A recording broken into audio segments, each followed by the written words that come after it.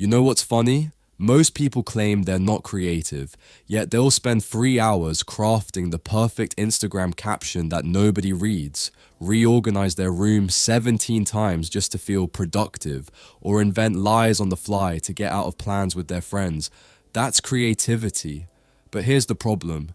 You've been brainwashed to believe creativity is reserved for tortured artists, bearded philosophers, or billion-dollar tech bros in hoodies. And because of that lie, you've been sleepwalking through life, outsourcing your imagination to Netflix, TikTok, and whatever trash is trending this week. Let me ask you this. If your creativity is the one thing that makes you human, why the hell are you letting it rot? Today, we're ripping that delusion out by its roots, because Rick Rubin, one of the most influential music producers alive, has written a book that doesn't just tell you how to create, it tells you how to exist. And trust me, it's gonna piss you off because it exposes just how much of your so-called normal life is absolute nonsense. The book we're diving into is The Creative Act, A Way of Being by Rick Rubin. Now, if you don't know who Rick Rubin is, let me wake you up. He's not just some random self-help guru with a podcast and a beard. Rubin is the guy who co-founded Def Jam Records, launched the careers of LL Cool J and Beastie Boys, resurrected Johnny Cash's career when everyone thought he was done, and shaped music across every genre, from hip-hop to heavy metal to pop. If you've listened to literally any iconic song in the last 4 decades, odds are Rick Rubin had his fingerprints on it. But here's the kicker. His book isn't a step-by-step manual on how to make beats or produce albums. It's not even about music. The Creative Act is a manifesto about how to live, about treating life itself as the canvas. And before we get too deep, let me be crystal clear. This video is protected under the Fair Use Act. It's for educational purposes only. I'm not just summarizing Rubin's work, I'm confronting it, tearing it apart, and throwing it back at you with brand new meaning.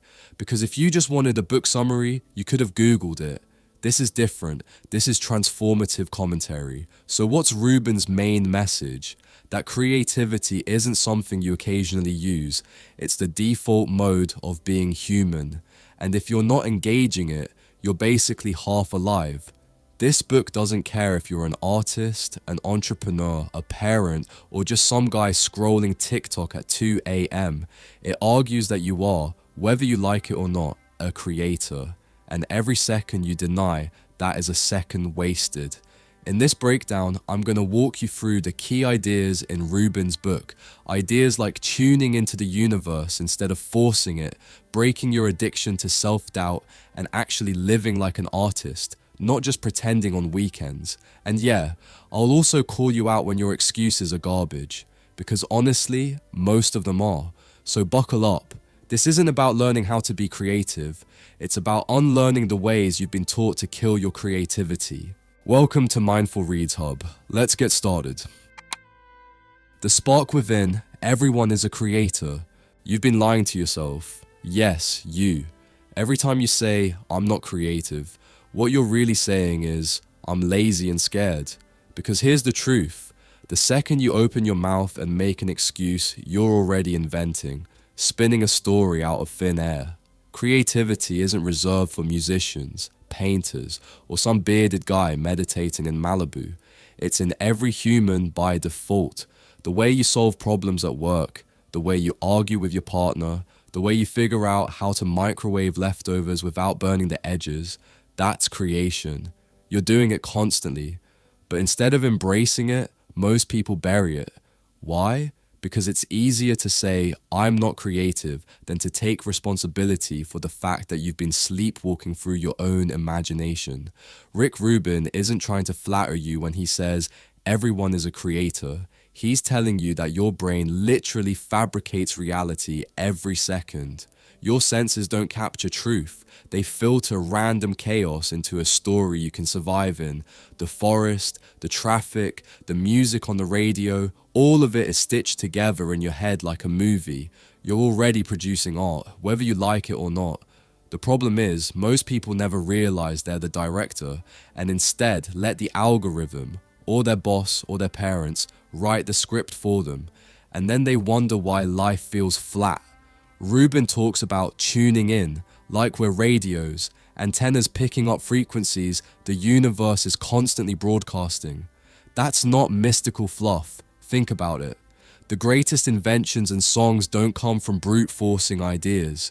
They show up as if downloaded from somewhere else. The Wright brothers didn't invent flight because they were smarter than everyone. They were just tuned in at the exact moment the idea was ripe. You've had this happen too. You think of a joke, a story, or a business idea, but you don't act on it. And 6 months later, someone else makes millions off the same concept. That wasn't theft. That was the universe moving on because you were too distracted scrolling TikTok to pick up the damn call. And here's the part that makes people uncomfortable. Awareness. Awareness means admitting you've been missing what's right in front of your face. Rubin argues that awareness isn't something you force, it's something you allow. But most of you can't sit in silence for 2 minutes without pouring at your phone like it's a pacifier. You don't notice the patterns, the whispers, the clues that life drops on you daily. And when you do notice, you dismiss them because they don't fit your rigid little worldview. Your filter, the internal lens that decides what gets through, has been clogged with junk. Marketing slogans, childhood trauma, Instagram comparisons. Instead of receiving reality raw, you keep interpreting it into something safe, familiar, and boring. Rubin's metaphor of the vessel and filter nails this. You are the container. Life fills you with experiences, sensations, fragments of memory. But instead of letting the source pour in freely, you strain it through this tiny sieve of your own biases. Imagine standing under a waterfall but holding up a coffee straw to drink from it. That's how most people interact with creativity. You're choking off the flow, and then you wonder why your ideas feel recycled and lifeless. But here's the kicker, the unseen. Rubin insists the real purpose of creating isn't to crank out paintings, songs, or startups. It's to touch something beyond you, to step into a dimension you can't fully explain. That's why the greatest art feels like it didn't come from the artist at all. It feels like a transmission from somewhere else. But try telling that to the average person who thinks art is just a product to sell. The truth is, most people are terrified of the unseen because it reminds them how small they are. So instead of embracing mystery, they smother it with spreadsheets, deadlines, and safe little formulas. You've probably done this too. You had a spark, an idea that lit you up, and instead of running with it, you strangled it with overthinking. You wanted proof. You wanted guarantees, you wanted permission, but creativity doesn't negotiate with cowards. It rewards the ones who jump first. If you wait until you're sure, you're already too late. The point is simple. You don't need permission to be creative. You don't need to be good enough. You don't need the perfect tools. You already carry the spark. Your entire existence proves it. The only question is whether you'll keep pretending you're not creative so you don't have to risk failure, or whether you'll finally admit you've been hiding. Because the universe isn't going to beg you forever. It whispers, it nudges, and if you ignore it long enough, it'll hand your idea to someone braver. Key takeaway: creativity isn't a skill you acquire, it's the default mode of being human. Every second you filter reality, invent excuses, or solve problems, you're already creating. The real question is whether you'll tune in and act, or keep pretending you don't have the spark. Favorite quote: the object isn't to make art, it's to be in that wonderful state which makes art inevitable. The hunt for hidden clues. You walk through life blind, but not because you can't see, because you refuse to notice. Every single day, the world is screaming at you with hints, patterns, whispers, little nudges designed to push you towards something greater. And yet you miss them. Why? Because you're too damn busy checking your notifications, stressing about a deadline, or pretending to laugh at some co-worker's boring story. The universe doesn't care about your excuses. It's dropping breadcrumbs. And the reason you feel lost isn't because there are no clues, it's because you never look down to see them. Rubin insists that creativity isn't something you manufacture from scratch, it's something you notice. Ideas are already floating in the air, woven into conversations, hidden in the silence between songs, or tucked inside random coincidences. But here's the painful truth. Most of you aren't awake enough to catch them. You're waiting for inspiration to knock on the front door with a clear label while it's been slipping through the window, waving at you, and you just scroll past it. The problem is, you think inspiration should feel like a lightning strike. You expect some dramatic eureka moment while soaking in the bathtub like Archimedes. But the reality is more like this. You overhear a weird phrase at a coffee shop, and instead of writing it down, you shrug and forget it. Guess what? That was your idea. That was your lightning. You just let it rot. Creativity doesn't always show up in neon lights. Sometimes it whispers, and if you're not listening, you're done. This is where practice comes in. Not practice in the sense of grinding scales on a piano or sketching hands 1,000 times. Practice in the sense of training yourself to notice. Rubin describes rituals, ways of sharpening your awareness so life itself becomes the classroom. Take a walk and actually pay attention. Eat slowly and notice every flavor. These sound stupid, right? Too simple? That's because you're addicted to being overstimulated. You've trained your brain to expect dopamine fireworks, so the quiet clues life gives you feel boring. But guess what? Boring is where the truth hides. If you can't find wonder in ordinary moments, you'll never recognize it in extraordinary ones either. Here's the twist Rubin drops that most people won't like. He tells you to submerge yourself in great works. Not just dabble, not just binge watch another Netflix series and call it culture submerge. If you want to raise your taste, you need to drown yourself in masterpieces, books, films, music, architecture, paintings.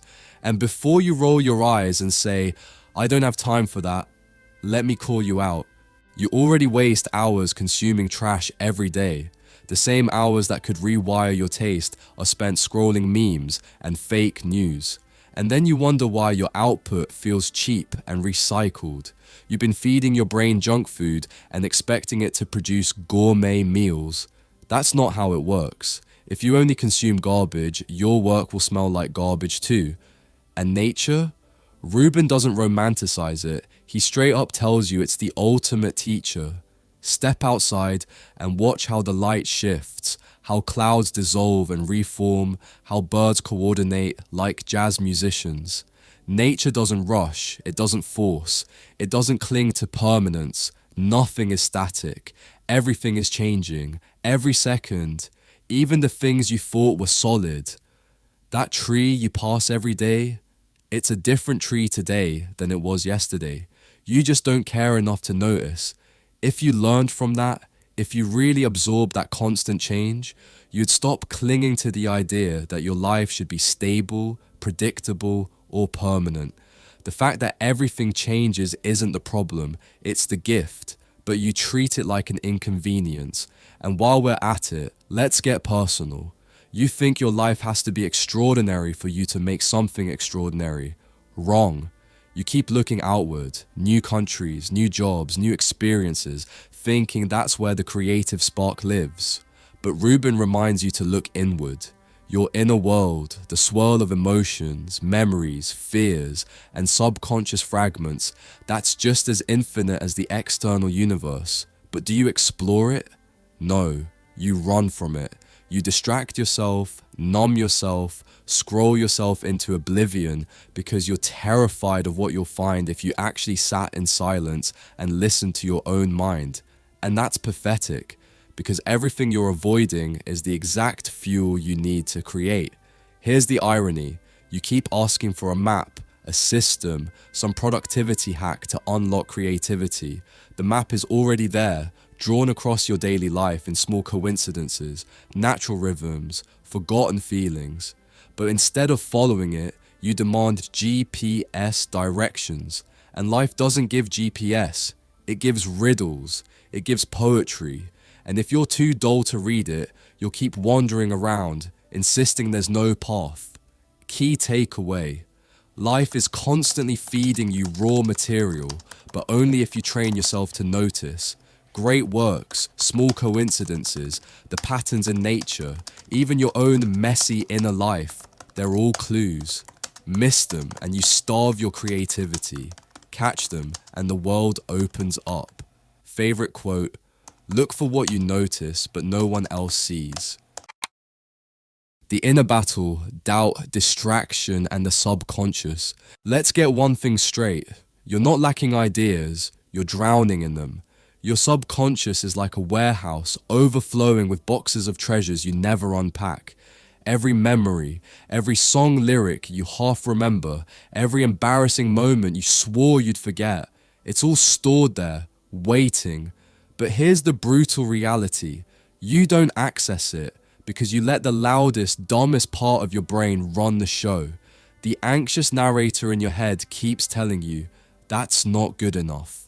You're not talented enough. Someone's already done it better. And instead of shutting it up, you treat that voice like gospel. You obey it, which means you betray yourself before you even start. Rubin points out that ideas are always present, simmering just beneath the surface. The problem isn't lack of material, it's your refusal to quiet the noise long enough to hear what's underneath. Most of you can't go 5 minutes without distracting yourself, and then you wonder why your best ideas come in the shower or right before you fall asleep, because those are the only times your inner critic shuts the hell up. Your subconscious is handing you gifts constantly, but you keep slamming the door in its face because you'd rather scroll or binge or complain that you're uninspired. And don't get it twisted, your environment matters too. You think you can create brilliance sitting in the same cluttered room you associate with bills, chores, and overdue emails. No, you can't. Setting isn't just background, it's signal. The spaces you put yourself in either amplify your focus or murder it. Rubin emphasizes this. Sometimes it's as simple as rearranging your room, walking outside, or carving out a ritual space that tells your brain, here we create. But most of you ignore this, then blame yourselves for not being disciplined enough, when really you're just suffocating your own creativity in a dead environment. And let's talk about self-doubt, because that parasite is probably living rent-free in your head right now. You think doubt makes you humble, keeps you realistic. It doesn't. Doubt is a thief. It steals opportunities you never even tried to take. It convinces you that the thing you want to make isn't worth making before you've even given it a chance. Self-doubt is creativity's cancer, and you've been feeding it 3 meals a day with your constant comparisons, your obsession with perfection, your need for validation. You'd rather be liked than original, and that's why you keep producing safe, forgettable garbage, if you produce anything at all. Here's where Rubin throws you a curveball. Make it up. That's right. Half the time, you don't even need to know the right answer. You don't need permission, credentials, or mastery. Make it up as you go. You think the greatest creators knew what they were doing at the start? They didn't. They stumbled, they guessed, they improvised. The difference is, they didn't let the fact that they didn't know stop them from trying. Meanwhile, you treat ignorance like a death sentence. You say, I don't know how, and then you stop. That's pathetic. Not knowing is the beginning, not the end. If you wait until you're an expert to start, you'll never start. And then comes the silent killer, distraction. Your life is engineered to keep you from ever going deep enough to touch your subconscious. Notifications, ads, endless content. It's all designed to hijack your attention. And you let it. You willingly let corporations turn your mind into a landfill for cheap dopamine, and then you wonder why you can't focus on your own work. It's not that you're untalented, it's that you've surrendered your attention to nonsense, and until you take it back, your ideas will keep rotting inside you, drowned out by noise you'd never had the courage to turn off. So let me be blunt. Your creativity is not missing, it's muffled. The warehouse is full, but you've locked yourself out of it with self-doubt, fear, and distraction. Rubin's point is clear. You don't have to build ideas from nothing. You just have to clear enough space to hear them, trust them, and pull them out of storage. But that requires shutting off the noise and finally admitting that the voice in your head that says you're not good enough is not truth. It's static. And the longer you keep confusing static for signal, the longer you'll stay stuck. Key takeaway. Your subconscious is overflowing with raw material, but self-doubt, poor environments, and constant distractions keep you from accessing it. Creativity isn't about inventing something new. It's about silencing the noise so you can hear what's already there. Favorite quote, doubt is an enemy of the creative process. If you don't believe in your work, why should anyone else? Intention overrules. Most people have no idea what they're doing because they never ask themselves the only question that matters. Why the hell are you doing this in the first place? You sit down to work, you pick up a project, you open a blank page, and instead of moving with purpose, you default to rules someone else made. Society's rules, industry rules, rules your teachers fed you, or worse, rules you invented in your head to protect yourself from looking stupid. You cling to those rules like life preservers because you don't want to admit you're terrified of creating something raw and real. But here's the truth. Rules don't make you safe. They make you predictable. And predictable is the fastest road to mediocrity. Rubin dismantles this obsession with rules. He shows that the greatest works, whether in music, writing, or life, don't follow some pre-approved formula. They're born from intention. Intention is the compass. If you don't know why you're making something, then you're basically driving blindfolded, swerving between every trend and every opinion until you crash into irrelevance. But if your intention is sharp, if you know exactly what you're aiming for, you can ignore the noise. You don't need validation. You don't need to follow the handbook. You don't need permission. You just move. And that's terrifying for most people because it removes all excuses. If you actually acted on your intentions, you couldn't blame the rules anymore. You'd have to own your work. And most people would rather stay small than risk that kind of accountability. Collaboration is the same battlefield.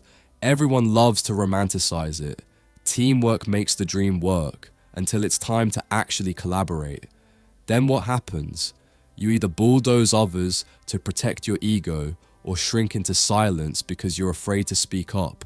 Both are cowardice. Real collaboration isn't about stroking your pride. It's about letting the work itself be the authority. Rubin worked with legends across every genre, and what he noticed is that when the intention is clear, egos take a back seat. You don't argue to be right, you argue to serve the creation. But try telling that to people today, when half of you can't even compromise on which pizza topping to order without turning it into a war. And here's where Rubin throws one of his favorite curveballs. The opposite is also true. You think creativity is about certainty? Wrong. It's about contradiction. Sometimes the best work comes not from doubling down on one belief, but from flipping it upside down. Black Sabbath made metal by slowing down rock instead of speeding it up. Picasso broke art open by painting like a child instead of a master. Rubin reminds us that the boundaries we treat as walls are actually springboards, the opposite of what you think might be the door you've been avoiding. But that requires the courage to test assumptions you're secretly addicted to. And let's be real, you're too comfortable defending your beliefs to ever challenge them. You say you're open-minded, but the second someone suggests something that threatens your little worldview, you shut down. And that's why your creativity flatlines. Listening is another piece you've butchered. You don't listen. You wait for your turn to talk. You don't hear what's happening in the room. You only hear the voice in your own head rehearsing your next clever line. Rubin argues that true listening is about silencing your agenda long enough to actually receive something outside yourself. That's how collaboration works. That's how music works. That's how life works. But most people are so self-absorbed they treat every conversation like a stage for their ego. You don't listen, you audition, and then you wonder why no one feels heard around you. And patience, this is the hardest pill to swallow. You're addicted to speed. You think if something doesn't blow up overnight, it's worthless. You can't even sit through a 10-second ad without rage quitting. So when creativity doesn't give you instant fireworks, you call it failure. Rubin slaps that mentality to the ground. The best work takes time to reveal itself. Sometimes the idea needs to simmer. Sometimes you need to let it breathe. But you're too busy refreshing your likes and chasing deadlines to allow the process to unfold. You want greatness on demand, like streaming a TV show. But life doesn't work like Netflix. Life works like fermentation. You have to let it sit, and yes, that means enduring the discomfort of waiting. So here's the bottom line. Intention is the antidote to chaos. You can break rules, you can collaborate, you can experiment with opposites, you can listen deeply, you can even wait patiently, but if your intention is weak, it all collapses. Most people never admit their intentions because then they'd have to confront the truth. Their intention isn't to create something meaningful, it's to look impressive. And that's why they fail. The work doesn't need your vanity, it needs your honesty. Until you learn that, you'll keep making noise instead of music, content instead of art, excuses instead of breakthroughs. Key takeaway: rules, trends, and formulas don't make great work. Clear intention does. When you know why you're creating, you can collaborate without ego, break rules with purpose, flip assumptions upside down, listen deeply, and wait as long as it takes. Without intention, you're just chasing validation. Favorite quote: the work reveals itself when you stop asking what others expect and start asking what it demands. Beginner's mind, seeds of inspiration. You've been poisoned by competence. Somewhere along the line, you decided that looking smart, polished, and in control was more important than actually learning. And now you're stuck, paralyzed by your need to look like you know what you're doing, which is why you never start. Rubin throws a grenade at this mentality. The beginner's mind is where all the juice is. The magic isn't in knowing everything, it's in knowing nothing. That's the hardest pill for most adults to swallow because you've built your entire identity on the illusion of expertise. You can't handle being clumsy. You can't handle being bad at something. You can't even handle asking dumb questions without feeling like your ego has been stabbed. And so you don't learn, you don't grow. You calcify into a boring, predictable version of yourself. But here's the thing, greatness starts awkward. Think about every baby learning to walk. They don't care how stupid they look, wobbling around and falling face first into furniture. They just keep going. They don't know embarrassment yet, and because of that, they master walking. Meanwhile, you can't even try a new hobby because you're afraid someone will laugh at your first attempt. Congratulations, you've built your own prison and you call it being realistic. Rubin points out that inspiration isn't some divine lightning bolt reserved for poets and geniuses. It's the natural byproduct of being open, curious, and willing to see the world with fresh eyes. Beginners stumble into inspiration because they are not blinded by expertise. They don't filter the world through what should be. They see what is. But you filter everything through habit. Same commute, same routine, same dead conversations. You've trained yourself to see life as background noise, and then you wonder why nothing inspires you anymore. Habits cut both ways. Discipline is important, yes. Rubin emphasizes that planting seeds consistently is how ideas eventually sprout. But if your habits become ruts, you're finished. A habit is supposed to be a tool, not a coffin. Too many of you confuse routine with security. You eat the same meals, consume the same content, repeat the same excuses. That's not stability. That's stagnation dressed up as comfort. The truth? You're bored, and you've mistaken boredom for safety. You'd rather die slowly than risk the humiliation of starting fresh. This is where experimentation comes in. Rubin says, try everything, literally everything. The bad, the ugly, the awkward. But you don't, because you worship efficiency. You want to know the outcome before you begin.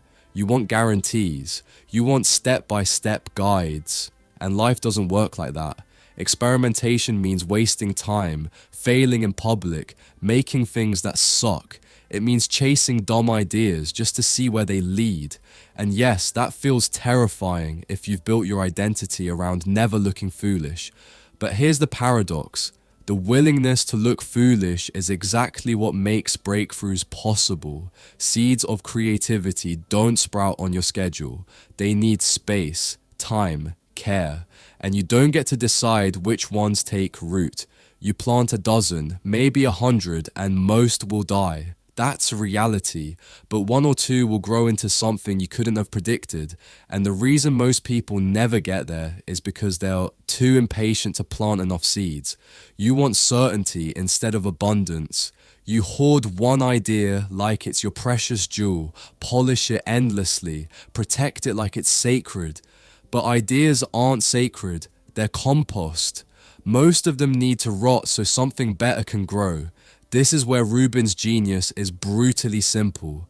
Start clumsy, stay curious, and for God's sake, stop pretending you know more than you do.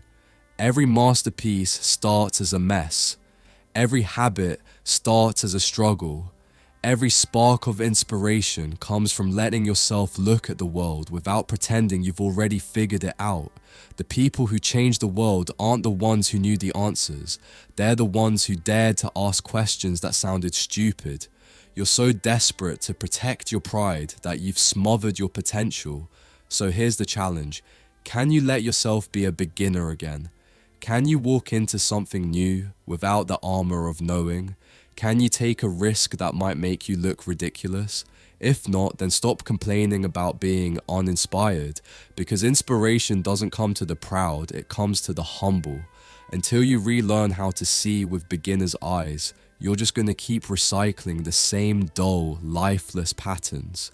Key takeaway: creativity thrives on curiosity, not competence.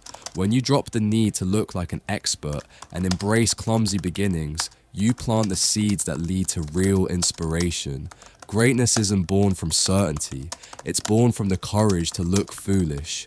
Favorite quote: the beginner sees infinite possibilities, the expert sees few. The dance of craft and momentum. You know what most people get wrong about greatness? They think it's a moment, one perfect flash, one spark that changes everything. But that's not how it works. The truth is uglier. Greatness is built in repetition. It's a grind, a dance between showing up when you don't feel like it and pushing through when no one's watching. You want to create something meaningful? Then you better get used to boredom. You better fall in love with the grind. Because the universe doesn't reward inspiration, it rewards consistency. Rubin lays this bare. Craft isn't about talent, it's about rhythm. Every creative process is a dance between chaos and control. You start with energy and intuition, then you have to mold it, edit it, shape it, again and again until the rough idea becomes something sharp enough to cut through the noise. That's the difference between amateurs and professionals. Amateurs create when they're inspired. Professionals create until they're inspired.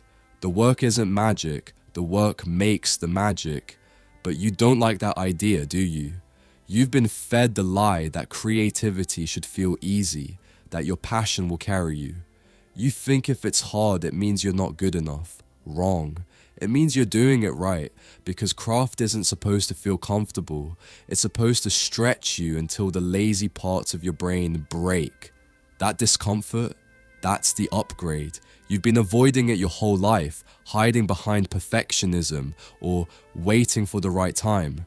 Translation: you're scared of failing publicly, so you fail privately forever. Momentum is the cure for that fear. Rubin says movement creates its own energy. The second you stop waiting to feel ready and start moving, the resistance begins to die. It's like pushing a boulder, hard at first, but once it rolls, gravity joins the fight. Every small action compounds, but you keep hitting reset, stopping every time the process gets messy. You treat momentum like it's optional when it's literally the engine of progress. And let's talk about sameness, because your biggest enemy isn't failure, it's repetition without growth. You wake up, do the same things, think the same thoughts, and expect a new life to appear. It won't. Creativity is about breaking patterns, not worshipping them. Rubin emphasizes shifting perspective, seeing from new angles, new rhythms, new points of view. The same melody can become a masterpiece if played differently. The same life can become art if lived differently. But most of you don't want to change the melody. You just keep complaining that it sounds flat. Completion is another trap. Everyone loves starting. New ideas are sexy. But finishing? That's where people vanish. Because completion forces confrontation. It means facing the fact that your work might not be perfect. So you keep tweaking, hiding behind, "I'm still refining it," when what you really mean is, "I'm afraid to let the world judge me." Rubin calls that fear what it is, self-sabotage disguised as care. The truth is, no work is ever finished. You just decide to stop hiding behind the excuse that it could be better. You release it and you move on. And that's where the abundant mindset comes in.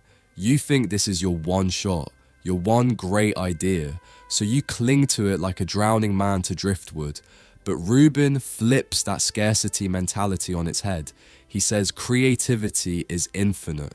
The moment you release one idea, another comes. You just have to trust the flow, but you don't. You hoard your creativity like it's a limited resource. You smother it. You try to protect it instead of practicing it. That's why it dies. The creative mind is like a muscle. It grows when it's used. It atrophies when it's hoarded. And let's be honest, most of you are addicted to quitting. You love the rush of starting, the illusion of potential. You love saying, "I'm working on something big," because it sounds impressive. But deep down, you know you'll never finish, because finishing means accountability. It means proof. It means someone might not like it. So you keep polishing invisible projects and call that creative process. Stop lying to yourself. If you're not finishing, you're not creating. You're fantasizing. The people who master their craft aren't smarter or luckier. They just keep going. They treat creativity like breathing.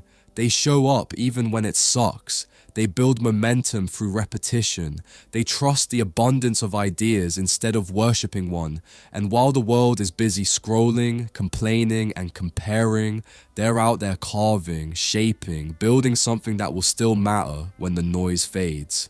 That's the dance. That's the rhythm Rubin talks about. You don't fight the process, you flow with it. You don't wait for perfect conditions. You create them through movement, because art isn't born from flashes of inspiration. It's born from motion that never stops. Key takeaway: creativity isn't a one-time spark. It's a rhythm you build through repetition, movement, and finishing what you start. The moment you stop waiting for inspiration and start dancing with the process, momentum turns effort into art. Favorite quote: "The work creates the inspiration, not the other way around." The ecstatic edge of greatness. You've been sold a lie about greatness. You think it's about being the best, about crushing the competition, about standing on a podium while the world claps. It's not. Greatness isn't a trophy. It's a trance. It's that insane, almost spiritual place between discipline and surrender where you stop thinking and start channeling. But most of you will never get there because you're too busy chasing approval instead of mastery. You want the glow without the grind, the praise without the pain, and the result without the repetition. You don't want to be great, you just want to be seen as great. Rubin talks about this like a man who's watched people both burn out and break through. He's seen the artists who treat their work like a sacred act. Every note, every breath, every silence matters. They're not in it for attention. They're in it because they can't not be. They've surrendered to the process completely. And surrender, by the way, doesn't mean giving up. It means trusting something bigger than your control. That's the hardest part for modern people to swallow. You've been conditioned to think control equals power. It doesn't. It equals fear. The tighter you grip your work, the faster it suffocates. Real greatness happens when you stop strangling the process and let it breathe. And let's get one thing straight. Greatness isn't about consistency of outcome. It's about consistency of devotion. You can't measure greatness by numbers or awards because those are just reflections, not the source. The real measure is whether you're willing to keep walking the edge when it gets uncomfortable. Rubin calls this the ecstatic state. The moment when you lose yourself so completely in the act of creating that you disappear. You've been there before, maybe for a split second, when you're running and time dissolves, or writing and words spill out faster than you can type, or even cooking and you forget to check your phone. That's the door. That's the zone Rubin's pointing to. But you never stay there long enough because you can't resist the need to look up and see who's watching. You keep interrupting your own flow to see if it's working. You measure progress in likes, in followers, in imaginary metrics that mean nothing. You compare your day one drafts to someone else's final masterpiece and then wonder why you feel unworthy. Rubin would call that spiritual poison. The moment you start creating for validation, you've already abandoned your truth.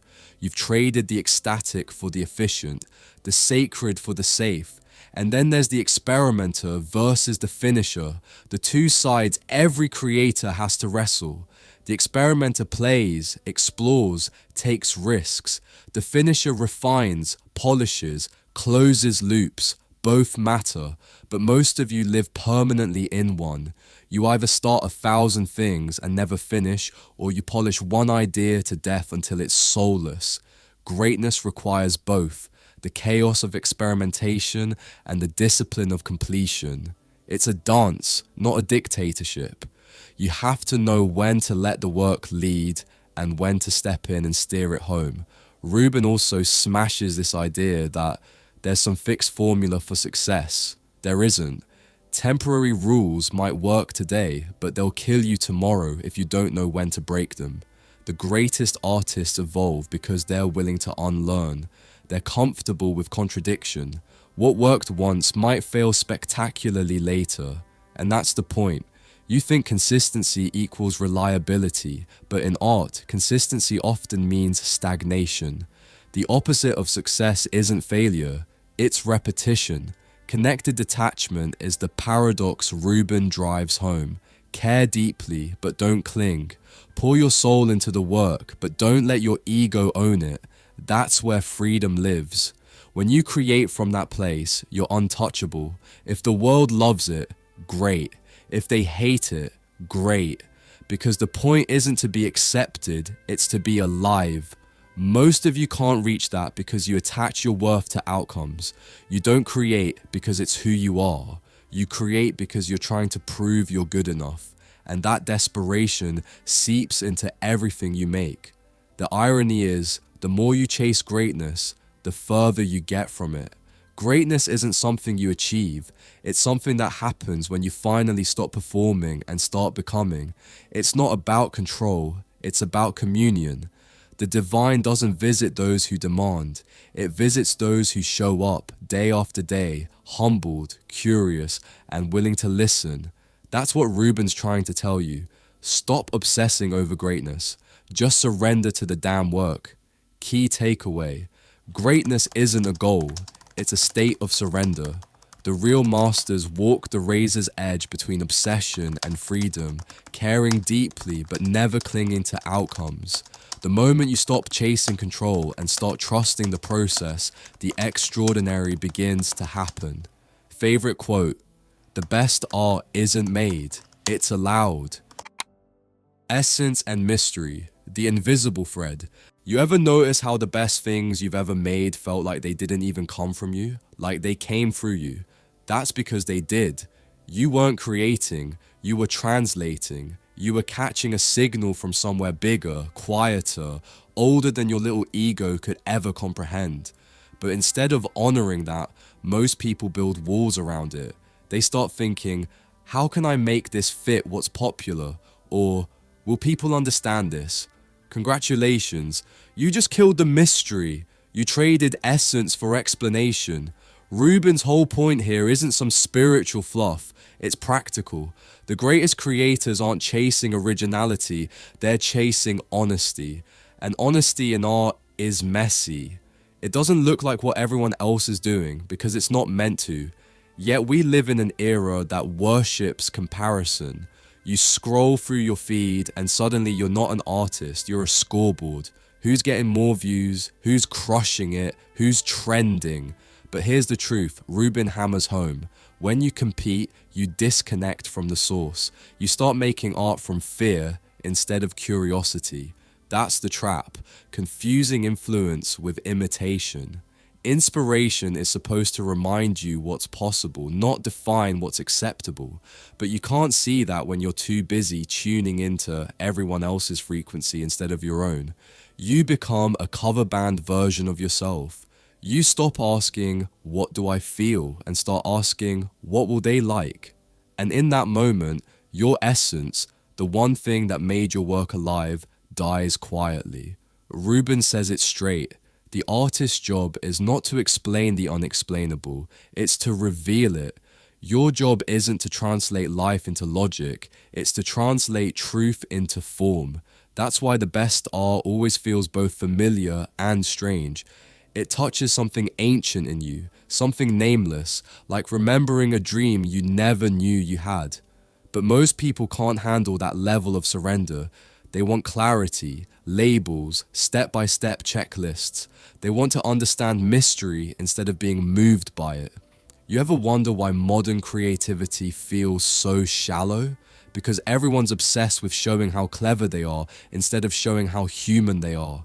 The irony is, the deeper your self-awareness grows, the less you actually care about performing for others. You start to see that the only person you were ever creating for was yourself, not your audience, not your critics, not your algorithm, yourself. And that's when the work begins to glow from within. But here's where it gets ugly.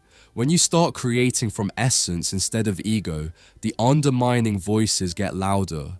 The internal critics, the self-doubt disguised as practicality, the who do you think you are voice that sounds suspiciously like your parents, your teacher, your ex, or that one random stranger on the internet.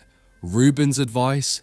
Tune them out, not because they're wrong, but because they're irrelevant. They're noise from a different frequency. You don't argue with static, you just change the station. You can't hear the whisper of truth when you're addicted to applause. You can't feel the pulse of your own intuition if you keep outsourcing your confidence. The universe speaks quietly. It doesn't shout over your notifications. The trick is to stay open, not certain, to realize that mystery isn't something to solve, it's something to follow. And that's what essence really is. It's not an aesthetic. It's not your brand. It's the part of you that remains when everything performative is stripped away.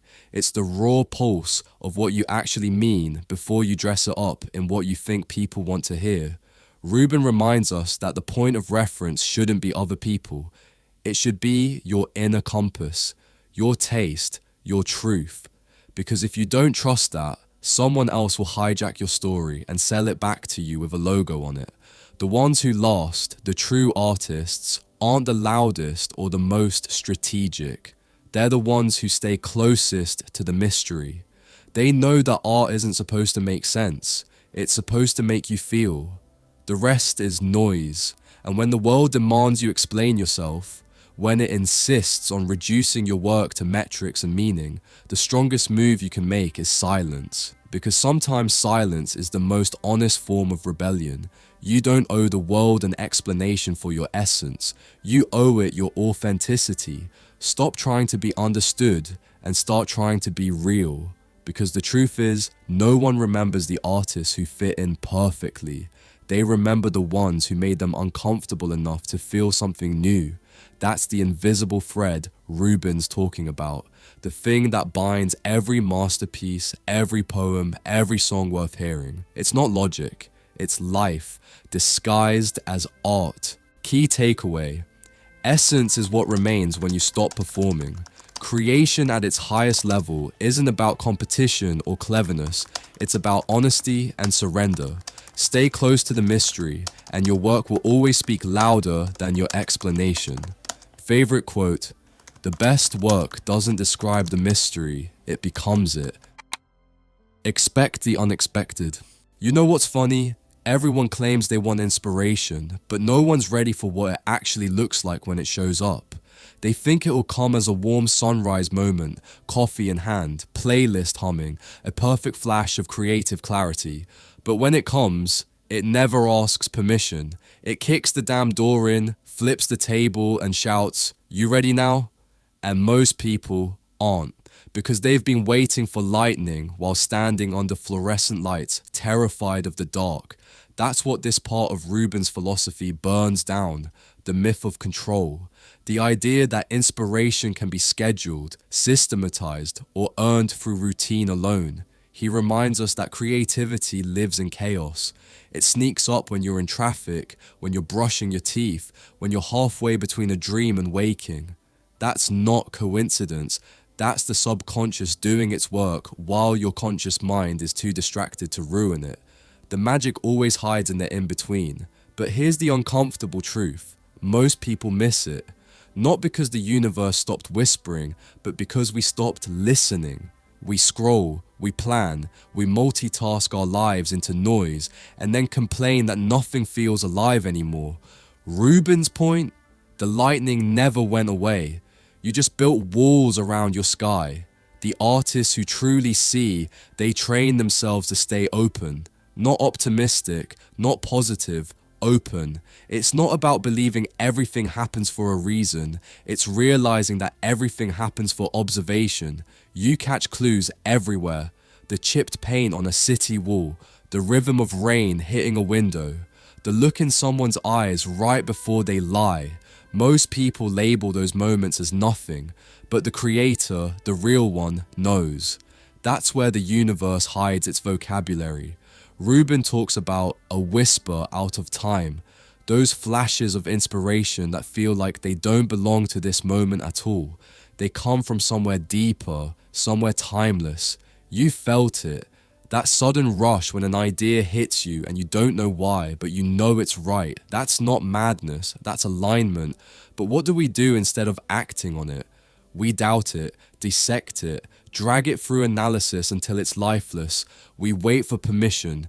We want guarantees. We want to be sure. And by the time we're sure, the lightning's already gone. You've probably had that experience, an idea so clear you could taste it. You swore you'd write it down later, paint it tomorrow, record it when you're in the mood, and then it's gone, like it never existed. That's the universe's way of saying, you hesitated. Inspiration doesn't wait. It rewards the ones reckless enough to catch it barehanded. That's why most masterpieces are born in accidents, because they were created by people too busy creating to overthink. There's a dangerous kind of arrogance in expecting predictability from the creative process. You don't own inspiration, you host it, you prepare yourself so that when the lightning hits, you can conduct it, not control it. Rubin calls this openness, a way of living where you're not always trying to shape the moment, but letting it shape you. And yeah, that's uncomfortable. Because being open means being vulnerable to surprise, disappointment, even failure. But if you're not risking failure, you're not risking anything. Every great artist knows this. The best ideas show up looking ridiculous. They look like mistakes at first. They don't come neatly packaged. They're awkward, messy, sometimes even embarrassing. But that's how truth enters, unpolished. The irony is that everyone wants genius, but no one wants to look foolish on the way there. We crave originality but are terrified of not fitting in. You can't have both. Rubin's not saying expect surprises like some motivational poster. He's saying build your life around the unexpected. Stop trying to predict the pattern. Start trusting the interruption. Because the truth is, art doesn't grow from comfort. It grows from collision. From being willing to walk into the unknown with your eyes open, knowing you'll probably trip. There's a kind of creative electricity that only comes when you stop trying to repeat what worked last time. Momentum is beautiful, but repetition is death. What worked before isn't sacred, it's just proof you were brave once. The real test is whether you can do it again, differently. Can you sit in uncertainty without panic? Can you chase the storm, knowing you might get struck? The universe doesn't owe you a clear sign, but it will always give you a signal. It might come through a mistake, a coincidence, a sudden shift in your gut that says, pay attention. That's the whisper Rubin keeps pointing to. It's quiet because it's meant only for you, but you'll miss it if you're waiting for something louder. So when inspiration knocks, don't hesitate. Don't wait for the right time or the perfect conditions. The lightning never asks if you're ready. It just hits. And if you're brave enough to catch it, that's when creation stops being an act and starts being an awakening. Key takeaway: inspiration doesn't belong to the predictable. It belongs to those willing to stand in the storm, uncertain and alive. The greatest art isn't planned. It's caught mid-strike, when chaos and awareness finally collide. Favorite quote: inspiration doesn't wait for you to be ready. It arrives when you remember how to listen. Staying in the stream. You ever notice how everyone says they're waiting for the right time? The right time to start their project, the right time to quit that job, the right time to finally do the thing that's been burning a hole in their chest for years. But let me tell you something. The right time doesn't exist. It's a fairy tale sold to people who are too scared to start ugly. The truth? The universe isn't holding you back. You're just refusing to stay in the stream. Rick Rubin calls it staying in it. That constant creative state where you're not waiting for inspiration to visit because you're already living inside it. And here's the kicker. Most people think inspiration is an event, a lightning bolt moment, when in reality, it's a lifestyle. It's not something you chase, it's something you sustain. The difference between a person who creates once in a while and a person who breathes creativity daily isn't talent, it's rhythm. It's the ability to live like inspiration is oxygen, always present, always available if you're paying attention. Rubin's whole message here is simple but brutal. If you only create when you feel like it, you'll rarely create anything worth remembering. The amateurs wait for alignment. The artists stay aligned. They don't ask for the muse to show up. They keep the door open so she never has to knock. You can see it in musicians who play even when they're uninspired, in writers who sit at the page every morning regardless of mood. They're not forcing it, they're flowing with it. The flow doesn't come to you, you join it. But here's the thing no one wants to hear. Staying in the stream means saying no to distraction, and most people would rather drown in noise than face silence. You can't live in the current of creation if your life is built around an interruption. How can you expect clarity when every 5 minutes your attention is hijacked by notifications and nonsense? You can't create depth while living at surface level. The stream doesn't flow through the superficial, it runs deep through patience, solitude, and brutal honesty. Rubin pushes us to understand that being in the stream isn't about productivity, it's about presence.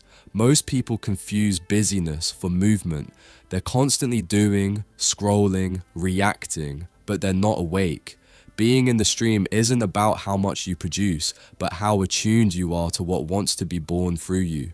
When you live like this, even washing dishes becomes an act of creation. Every ordinary moment becomes a note in your composition. But of course, this is where ego gets in the way. Ego wants to control the flow, to direct it, to turn it into a brand, a portfolio, a performance. And when you do that, When you start caring more about how it looks than what it means, you disconnect, because the stream doesn't care about your image, your following, or your metrics. It only cares about movement. Stay still too long and it moves on without you. You've probably felt it before. That momentum that builds when you're creating consistently, when ideas come faster than you can capture them. That's the stream pulling you forward, but stop showing up and it starts to dry. It's not punishing you, it's testing your devotion. Rubin says staying in the stream means committing even when it feels meaningless, even when you think you've lost it, because that's when you prove whether you were doing it for love or applause. And yes, it's exhausting. Living in the stream means giving up your need for certainty. It means accepting that your best work might come when you least expect it, that the ideas you think are trash might become treasures later. It's surrender, not strategy. You don't get to pick when or how the magic happens. You just have to be awake enough to catch it. We all romanticize inspiration, but staying in the stream means you're always on call. It's like being tuned to a frequency that never shuts off. That's why Rubin emphasizes freedom, the kind of freedom that comes not from doing whatever you want, but from being available to what wants you. Real creators aren't free from discipline, they're free through it. If you want to live a creative life, you have to stop treating inspiration like a guest and start treating it like a roommate. It's not here to visit, it's here to stay. It's messy, unpredictable, sometimes silent for weeks, but it's always in the house. The question is, are you paying attention or are you too busy waiting for a miracle that's already happening? That's what Rubin means when he says to stay in the stream, to keep yourself open, to live in a way where creation isn't an event but an environment. You don't wait for the muse, you become her. You live tuned, awake, and willing to catch the subtle rhythm of the world before it passes you by. Key takeaway: don't chase inspiration, become the kind of person it never has to leave. Living in the stream means letting creativity stop being a thing you do and start being a way you exist. Favorite quote: the artist's task isn't to find the flow, it's to remember we were never out of it.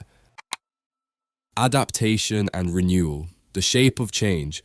You ever notice how people cling to who they used to be, like it's a life raft, even though it's the thing keeping them from swimming forward?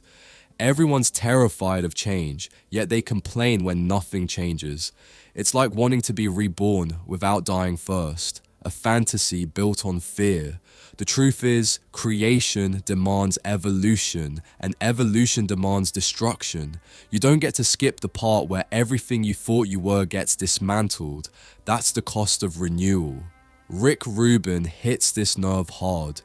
The idea that adaptation isn't a choice, it's the only way art and life stays alive. We like to pretend that growth is this graceful process of adding new layers, but Rubin reminds us it's just as much about shedding the old ones. To keep creating, you have to keep clearing out the ghosts of what worked before.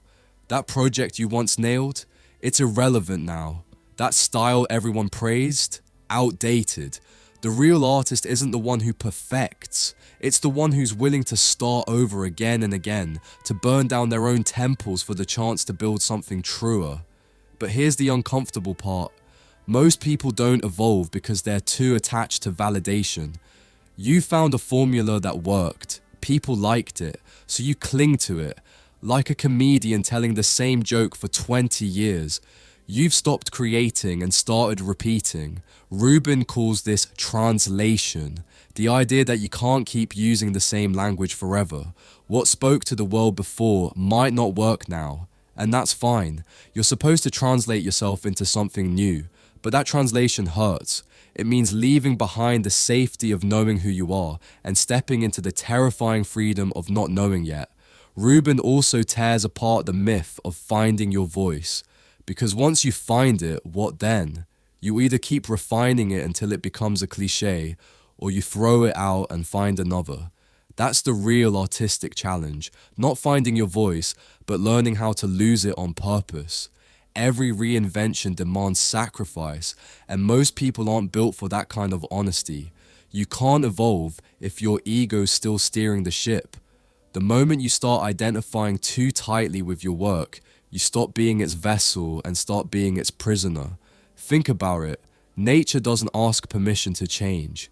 It burns forests so new ones can grow. It erases shorelines and redraws them overnight. Yet you, a supposed creator, panic at the idea of deleting a paragraph or changing your process. We've romanticized consistency when we should have worshipped flexibility. Adaptation isn't failure, it's a form of devotion. It says, I care about this work enough to destroy what I've built for it to live. Rubin urges us to treat change not as a crisis, but as collaboration with the unknown. He talks about the clean slate, that willingness to wipe everything away and begin again without bitterness or nostalgia. Because here's the truth, the past isn't your masterpiece, it's your training. The next thing you make should terrify you, not reassure you. If you're comfortable, you're decaying. And then there's context. Rubin's gentle but ruthless reminder that no art exists in a vacuum. What resonates today might not tomorrow, and pretending otherwise is artistic delusion. Adaptation means listening, not just to yourself, but to the shifting world around you. It's knowing that what you create is shaped as much by your environment as your imagination. The artist isn't an island, they're a storm system, constantly colliding with everything they touch. You can't control the weather, but you can learn to surf the waves instead of drowning beneath them. But the biggest lie we tell ourselves is that change means losing our essence. Rubin completely dismantles that. He says real adaptation doesn't replace your core, it reveals it. When you strip away the noise, the trends, the ego, what's left is the raw pulse that's always been there. Change doesn't erase who you are, it exposes who you've been pretending not to be. That's why he says belief, true belief in your creative intuition, is the only constant you can rely on. Everything else you're supposed to outgrow. And if you're still not convinced, look around. Every great artist, entrepreneur, or thinker you admire has mastered one thing, the art of dying many times without ever staying dead. Bowie, Kanye, Picasso, Jobs, they didn't just reinvent their art, they reinvented their context. They didn't wait for permission to evolve, they made evolution their identity. That's what Rubin's pointing to, not change as a reaction, but change as a way of being. So, if you feel lost right now, good. It means you're doing it right. The people who feel certain have already stopped moving. Certainty is creative rigor mortis. You want to stay alive? Let yourself break, rebuild, repeat. Let your art mutate until it doesn't look like you anymore. And then own that too. Key takeaway. True creation isn't about consistency. It's about courage. The courage to burn down what's familiar. To trust that whatever rises from the ashes will be more alive than what came before. Favorite quote, change isn't the enemy of art, it's its bloodstream. Play as serious work. You ever notice how adults talk about work like it's a punishment? Like joy and discipline can't sit at the same table. Somewhere along the way, we decided that anything playful was childish and anything serious had to hurt. That's why so many people are miserable. They've forgotten how to play their way to greatness. Rick Rubin, he dismantles that entire illusion. He says creation isn't about grinding until you break. It's about falling so deep into play that you forget the grind even exists. And if that sounds naive to you, that's exactly why you're stuck. See, most people take themselves way too seriously. They think art is supposed to be heavy, tortured, drenched in anxiety and caffeine. They think seriousness equals depth. But Rubin flips that script. He says the deepest work, the kind that changes you, usually comes from lightness, from curiosity, from that electric moment where you forget the right way to do things and just do. Because when you stop obsessing over perfection, you finally make space for possibility. Think about kids. They don't care about being good at something. They just do it. They draw a stick figure and call it a masterpiece.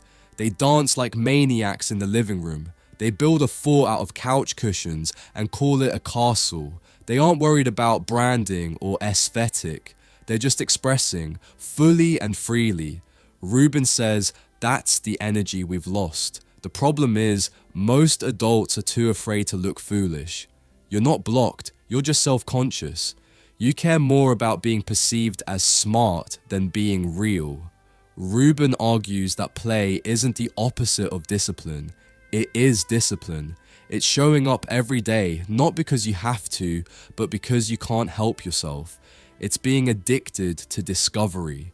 He calls this the art habit, that rhythm of daily engagement where creation becomes as natural as breathing. You don't wait for inspiration, you play your way into it, and the more you play, the more the work starts to flow through you instead of from you. But here's the brutal truth. Somewhere along the way, we all traded play for performance. You started caring about metrics, followers, value. You replaced curiosity with comparison. You turned art, that sacred act of wonder, into a spreadsheet. And you wonder why it feels empty. Rubin's challenge is to unlearn that poison, to create from a place so honest it feels risky again. He says the real artist doesn't work to impress, they work to explore. And the irony? When you stop trying to impress, you actually start to inspire. He reminds us that play and regeneration go hand in hand. You can't make anything worthwhile if you never rest, if you never detach. Creativity burns out when everything becomes output.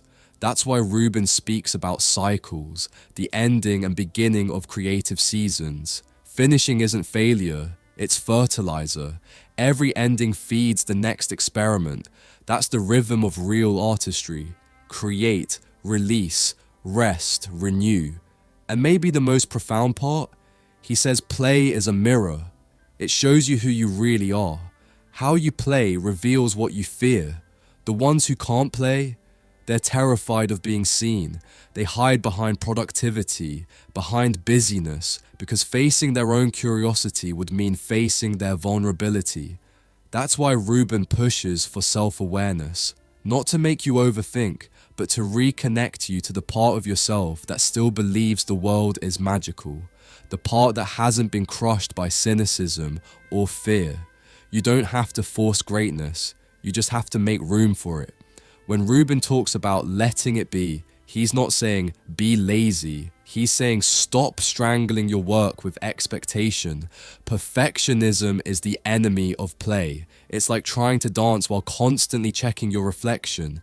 You can't move like that. You have to get messy. You have to fail publicly. You have to laugh at your own bad ideas, because buried under every bad idea is the seed of something true. So if your art feels lifeless right now, it's not because you're untalented, it's because you stopped playing. You traded joy for judgment. You forgot that creation is supposed to feel alive. The greatest artists aren't the most skilled, they're the most open. They play harder than anyone else, and that's why their work lasts forever. Key takeaway: stop confusing seriousness with significance. The work that matters most doesn't come from pressure, it comes from play. When you rediscover the joy in creating, the genius follows naturally. Favorite quote: when we create from play, we touch the part of ourselves that never stopped believing in wonder. Why we make the gatekeeper of truth. You ever notice how people love to pretend their why is noble when, deep down, it's just ego wearing a halo? Everyone's suddenly creating to inspire, making to give back, or changing the world one podcast at a time. But ask them privately. Strip away the applause, the money, the dopamine of validation, and most of them have no idea why they're doing what they do. They've mistaken attention for purpose, and that's the tragedy Rick Rubin quietly dissects. Art without sincerity is just noise dressed up as meaning. Rubin isn't here to stroke your ego, he's here to call you out on it. He says true art doesn't come from performance, it comes from necessity. You make because you must, because there's a truth clawing at your insides that refuses to stay silent. But most of us, we create like we're auditioning for approval. We're addicted to feedback loops. We don't ask, what truth am I revealing? We ask, will they like it? That's why your work feels empty, because it's not a conversation with your soul, it's a poll of your audience. Rubin explains that creation, at its core, is cooperation with reality, with the unseen, with the part of you that knows more than you do. You're not building meaning, you're uncovering it. The artist isn't the architect, they're the archaeologist. You don't invent beauty, you brush the dust off it. When he talks about harmony, he doesn't just mean musical alignment, he means energetic alignment. When what you make, what you believe, and how you live begin to sing the same note, that's the real success.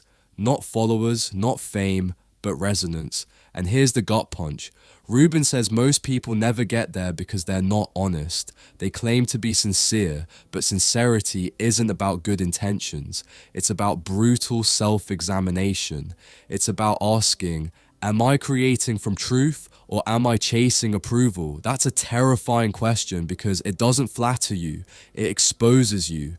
But if you want to make work that actually matters, that's the toll. You have to be willing to destroy your own illusions. The reason this hits so hard is because we've built an entire culture on pretending. We post curated authenticity. We sell vulnerability like a product. Rubin's view slices through that like glass. He says art's real power lies in its honesty. You can't fake truth in art. You can mimic aesthetics, copy styles, even plagiarize structure. But energy doesn't lie.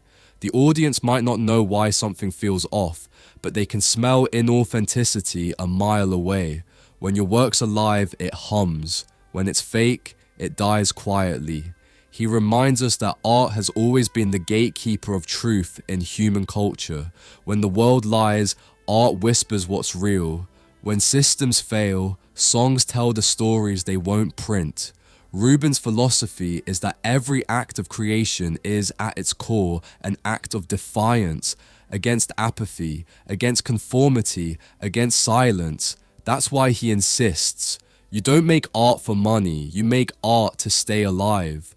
Because without expression, the soul rots in the dark. And maybe that's the most important part of Rubin's message.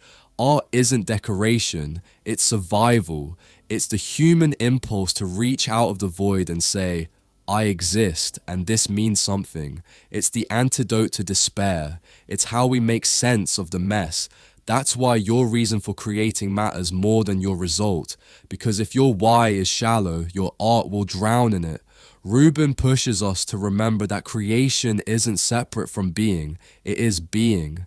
Every choice you make, every word you speak, every moment you decide to show up instead of shut down, that's art. The lie is thinking art only lives on a canvas or in a song. No, art is how you move through the world. It's the integrity of your why. And when you align that why with truth, you stop chasing success and start embodying it. So if you're listening to this, waiting for permission to start, stop. You already know the truth. The world doesn't need more content, it needs more honesty. More people brave enough to create, not because they want to be seen, but because they can't bear not to speak. If that's you, congratulations. You've already found the gate. Now all that's left is to walk through it. Key takeaway. You don't make art to be liked. You make art to be known by yourself first. Sincerity isn't a style, it's a stance. When your work aligns with truth instead of applause, it becomes immortal. Favorite quote, the work we make is a mirror. If it lies, it shatters. If it's true, it reflects the divine. Conclusion. You've made it to the end, but let's be honest. You always knew this wasn't just about art. It was about you. About the parts of yourself you've buried under deadlines, doubt, and cheap validation. Every word Rick Rubin wrote was a mirror, and now you're staring at what's been hiding behind the excuses. You wanted to create, but what you really wanted was permission. You wanted certainty, but what you needed was chaos. That's the secret Rubin has been whispering from the first page. Creation isn't something you do, it's something you become. Think about it. All those chapters, all those lessons, it was never a manual, it was an awakening. It began with the spark, the birthright of creation, and ended here at the gate of truth. From learning how to listen to the unseen, to wrestling your own self-doubt, to understanding that greatness isn't perfection but surrender, Rubin dragged you across the battlefield of your own mind and made you realize that art isn't for the chosen few. It's the natural language of being alive. Every creative act, every risk, every brushstroke of insanity, those weren't steps toward fame, they were steps toward freedom. Because freedom isn't found in success, it's found in sincerity, in showing up when nobody's watching, in making something not because it's profitable, but because it's possible. And if you've read this far, or even listened this far, you're already closer to that freedom than most people will ever be.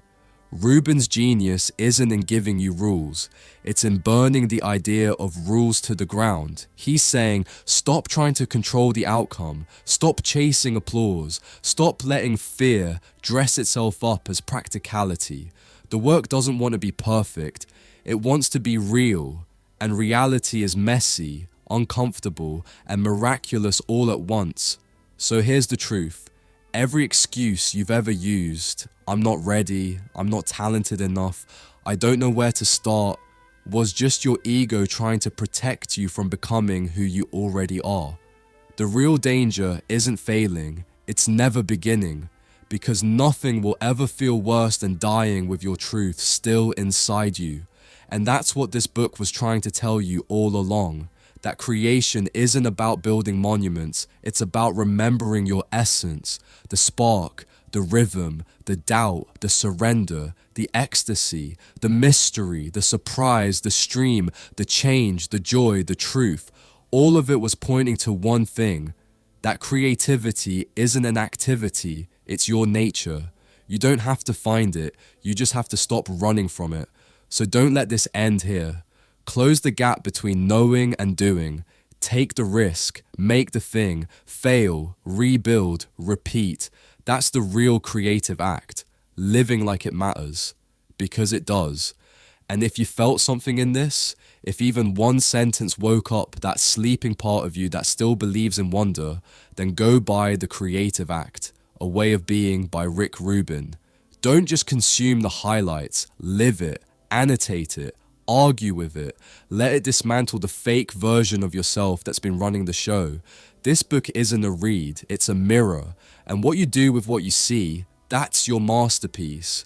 Now take a breath, look around, the world is unfinished, and maybe, just maybe, you're the one who's supposed to finish it. So go, create something so raw, so honest, that even you don't recognize the person who made it. And when you do, remember this. Creation doesn't ask for permission, it demands presence. If this hit you, if it shook something loose, don't just nod and scroll, share it, reflect on it, and for the love of everything sacred, start. Because the world doesn't need another spectator, it needs you awake, alive, and unafraid to make something real.